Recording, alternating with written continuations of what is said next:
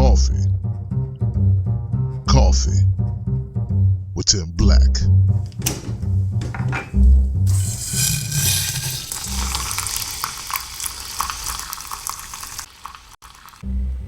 Hey guys, how you doing? Welcome to Coffee with Tim Black. I'm your host. I'm drinking coffee. It's Tim Black Coffee. Get yourself some. All right, guys. I know a lot of you are wondering, hey, how did we get here with Donald Trump? We had that conversation. And it's one that we can continue because, yeah, it's still a reality. It's something we got to deal with. On the other side of that, some of you are thinking, hey, I wonder if Bernie Sanders could have beat Donald Trump. Yes, he could have. Yes, he could have beat Donald Trump if only he was given a chance to beat Donald Trump. He could have beat the brakes off Donald Trump. We wouldn't be in this situation. We'd have what you wanted. We'd have an opportunity to go after better health care. We'd have someone fighting for $15 an hour. We'd have someone against fracking, someone who wants to end regime change wars, someone to give people a pathway to citizenship instead of just kicking them out the country. We had that. You didn't want it, America. You wanted Hillary. Let me ask you a question. Say you got a nice big body Benz. Nice one, 2017 edition. Oh, that's a pretty vehicle. Only thing is, you hurt yourself. You can't drive the car. You got a friend that wants to drive the car, but your friend don't know how to drive. That's right. The probability of your friend getting you to where you need to go is very slim. Do you give your keys to the person who can't get you where you need to go? And let's say you got another friend sitting there. All the polls show that person could drive real well. That person will get you where you need to go. If you turn around and give your keys to the person who can't drive, what does that say about you? Who's more stupid?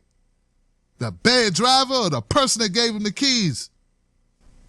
I think it's the person who gave him the keys. Person who wants to drive just want to drive, have fun. Just want you to be with her, you know? Get it? You know, I spent a portion of my day yesterday watching John Oliver,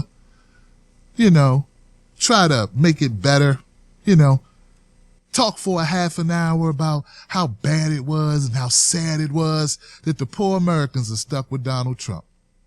You know what? I'm not totally convinced that you didn't want this all to begin with. You and Bill Maher and Samantha Bee and Trevor Noah. Because you like to seem like you're the hero. But you know what? A real hero is not someone who helps put you in the mess that you're in and then show up talking about, don't worry about it. I'm going to help you get through this hard time. I'm going to be there to rub your back and massage your temples.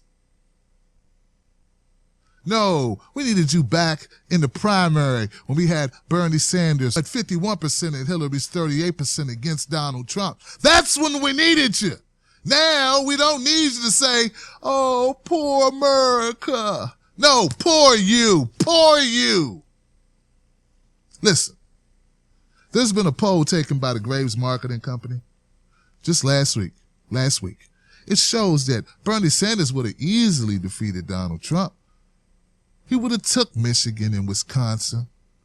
And save for all of the butthurt Democrats out there who would have been looking at Bernie like he was the spoiler for their first woman president, most of their vote any blue or vote any who blue, whatever people, they would have voted for Bernie Sanders too.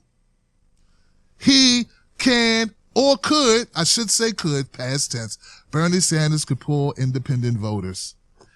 And oh no! Guess what most of America's made of? Independent voters. I tried to tell you, I made video after video. But you know what? I reach a lot of people. I don't reach more people than John Oliver. I don't reach more people than Bill Maher.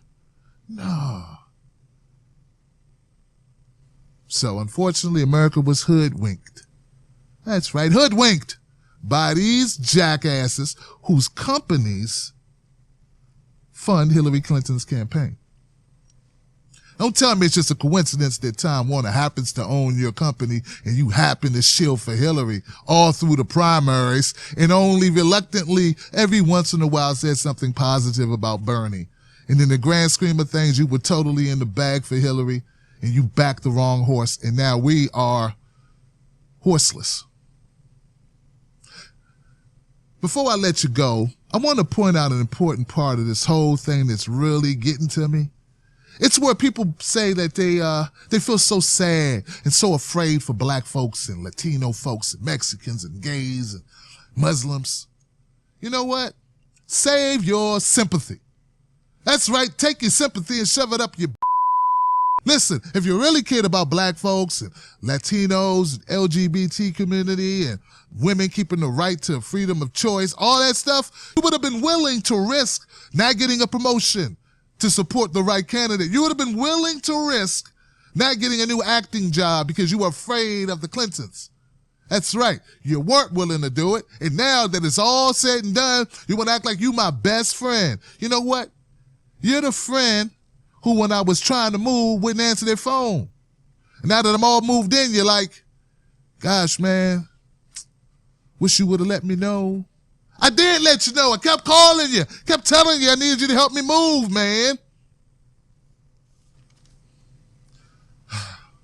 Listen, I understand your concern. It's really sweet that you care that Giuliani may end up being the top cop in America. So glad you're concerned about my safety. But you know what? You did enough. Thank you, but no thank you. You showed me who you were during the primary season, and you're part of the reason where I'm at right now. So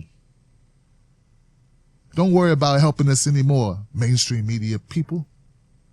Independent media's got it from here. You're dismissed.